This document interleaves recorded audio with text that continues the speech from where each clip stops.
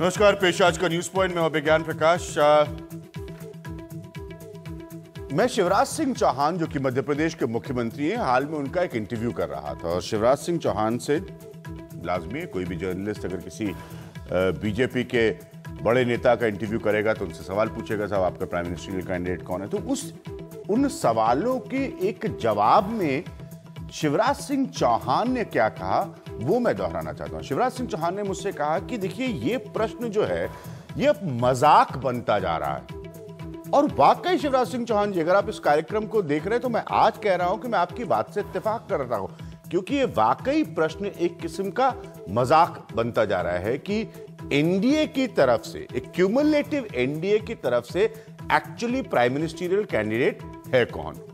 दूसरी बात मैं आपको यह याद दिलाना चाहता हूं, ये पहले भी हमारे अपने प्रोग्राम में कही है कि साहब ये नरेंद्र मोदी को प्रधानमंत्री बनना चाहिए ना। बिल्कुल, मतलब लोग अगर किसी नेता को पसंद करें उसमें किसी को ऐतराज नहीं हो सकता, लेकिन ये बात कहां से आई, ये कब से शुरू हुई, ये इतना बड़ा विषय कैसे बन गया कि अब हर साइड रिएक्ट कर रहा है। नीतीश कुमार दिल्ली में आकर एक स्पीच देते हैं, उसके बाद एक रिएक्शन शुरू होता है। नीतीश कुमार के लोग मेरे जैसे लोगों के कार्यक्रम में आकर उस बात को कैटेगोरिकली बोलते हैं कि साहब अगर एनडीए में के प्राइम मिनिस्टरियल कैंडिडेट जो हैं वो नरेंद्र मोदी हैं तो हम उस एनडीए से बाहर हो जाएंगे। ये बहस आगे बढ़ती है, बीजेपी रिएक्ट करती है। इन सब के बीच में एक जो नया मसला पैदा होता है वो भारतीय जनता पार्टी के पारंपरिक एलाय, ट्रेडिशनल एलाय शिवसेना की तरफ से पैदा होता है। अब हम जब शिवसेना के मसले पर आते हैं जरा मैं आपको क्लियरली पढ़कर बताता हूं। आप देख सकते हैं कि सामना में क्या कहा है उद्धव ठाकरे ने कि राजनाथ और सुषमा एक बार कह दें कि क्या सच में मोदी बीजेपी के प्रधानमंत्री पद के उम्मीदवार हैं। ऐसे फैसले से पहले नुकसान या नफा नुकसान भी देखना होगा। ये बीजेपी की ट्रेडिशनल एलाय जो है शिवसेना वो कह रही है।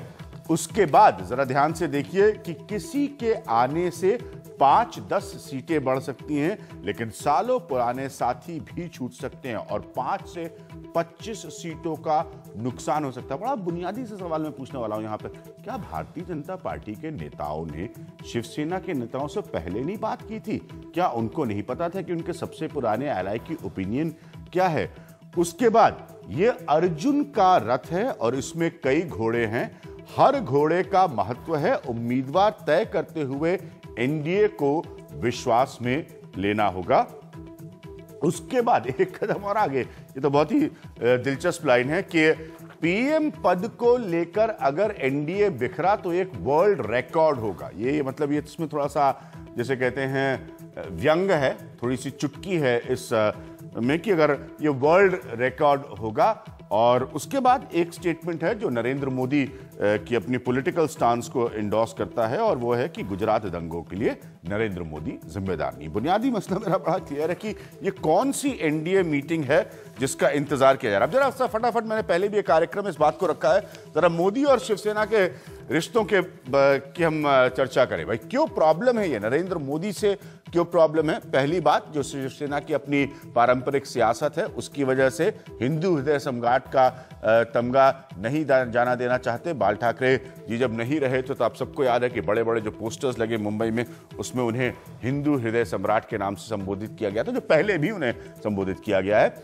मोदी की राज ठाकरे से करीबी है और अगर मोदी का कद, नरेंद्र मोदी का कद बढ़ता है तो जो दखल है उनका महाराष्ट्र में वो बढ़ेगा। एक और बहुत इंपॉर्टेंट पॉइंट है, जरा मैं आपको थोड़ा सा बैकग्राउंड में ले जाना चाहूंगा। ये पहले भी मैं इसको अपने कार्यक्रम में चर्चा कर चुका हूं। नरेंद्र मोदी और सेना जब बाल ठाकरे साहब भी थे तब जो रिलेशनशिप है उसमें बड़ी प्रॉब्लम है। 2003 में मुंबई के शिवाजी मैदान में एक बड़ी रैली की थी। उस समय एक खबर आई थी जो बड़ा मुद्दा बनी थी, वो ये थी कि 2003 में नरेंद्र मोदी जो है वो बाला साहब को मिलने नहीं गए थे। ये तब रिलेशनशिप का पीक है इस अलायंस का, जो कि महाराष्ट्र में सेना बीजेपी अलायंस थी। दिल्ली में उस अलायंस को हैंडल करने की जिम्मेदारी तब के नेता प्रमोद महाजन साहब के पास थी। अटल बिहारी वाजपेयी दिल्ली में प्रधानमंत्री थे। जो पॉइंट मैं यहां पर कह रहा हूं कि आम तौर पर यह बहुत ही जग जाहिर था कि बड़े बड़े जितने भी भारतीय जनता पार्टी के नेता हैं वो बाल ठाकरे साहब से मिलने जाते थे। उसी समय और उस समय की बहुत सारी न्यूज रिपोर्ट्स हैं जिसको अगर आप कोई पूछेगा मुझसे प्रश्न तो मैं कोट करना चाहूंगा टाइम्स ऑफ इंडिया और बाकी अखबारों की उस समय की।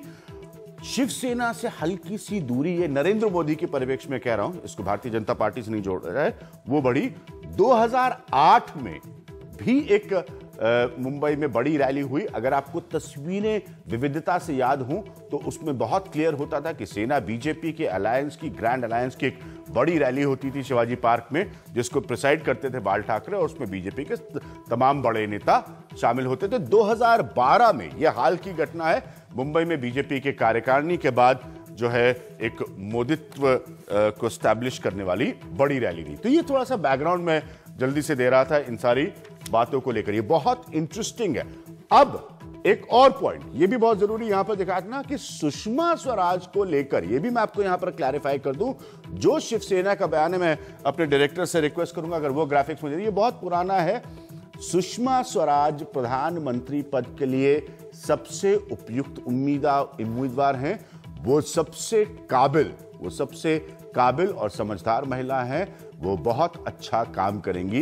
ये 9 सितंबर 2012 का बाल ठाकरे साहब का बयान है सुषमा स्वराज को लेकर। पॉइंट मेरा बड़ा सिंपल सा ये, हाँ उसके बाद जनवरी 2013 की बात को जरा मैं दोहराना चाहूंगा, वो भी इंपॉर्टेंट है यहां पर, कि बाला साहब ने मृत्यु से पहले कहा था कि शिवसेना सुषमा स्वराज को समर्थन देगी, और सेना में बाला साहब की ही बात मानी जाती। पॉइंट मेरा बड़ा सिंपल सा है यहां पर कि ये कोई नया मसला तो है नहीं, ये जो हो रहा है ना सब एनडीए की मीटिंग हो उसमें तय हो, ये आपके एक ट्रेडिशनल एलाय हैं जिन्होंने एक नाम को पहले से एंडोर्स किया हुआ है, तो ये एक नया मसला तो नहीं। मैं आपको आज के अपने पैनल से मिलाता हूं, उनकी बातों को जरा ध्यान से सुनिएगा, ये सब लोग बहुत जानकार हैं इस सियासत के। मेरे साथ संजय निरुपम साहब मौजूद हैं जो कांग्रेस को रिप्रेजेंट करते हैं दिल्ली में और मुंबई में। मेरे साथ यहाँ पर शास्त्री जी मौजूद हैं जो भारतीय जनता पार्टी के स्पोक्स पर्सन हैं। मेरे साथ एनके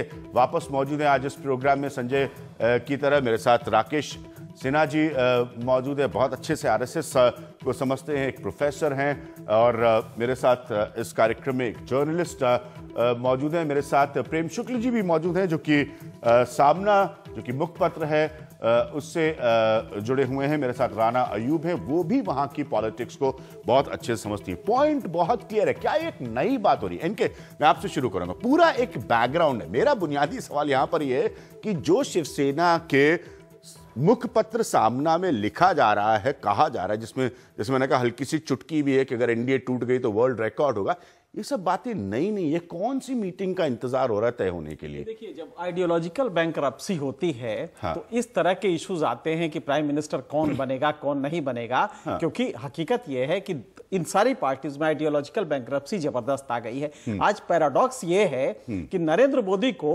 एक तरफ सेकुलर ग्राउंड पे नीतीश कुमार क्रिटिसाइज कर रहे हैं कि साहब मेरे वसूल हैं कुछ और मैं इस तरह नहीं कर सकता, और दूसरी तरफ हिंदुत्ववादी पार्टी शिवसेना, हिंदुत्ववादी पार्टी शिवसेना वो भी क्रिटिसाइज करे। मुझे समझ में नहीं आ रहा ये हो क्या रहा है। एक नरेंद्र मोदी को लेके इतना बड़ा पैराडॉक्स, और दूसरा यह है कि जब बैंकरप्सी होती है तो आप इमोटिव इश्यूज से या तो उसको सॉल्व करते हैं, इमोटिव इश्यूज पे जाते हैं, या फिर इसी तरह का प्राइम मिनिस्टर कौन बढ़ेगा इससे करते हैं। तीसरा है कि आज समाज पूरा का पूरा परफॉर्मिंग पॉलिटिक्स पे आ गया है। वो ये देख रहा है कि आप परफॉर्म कैसे करते हैं।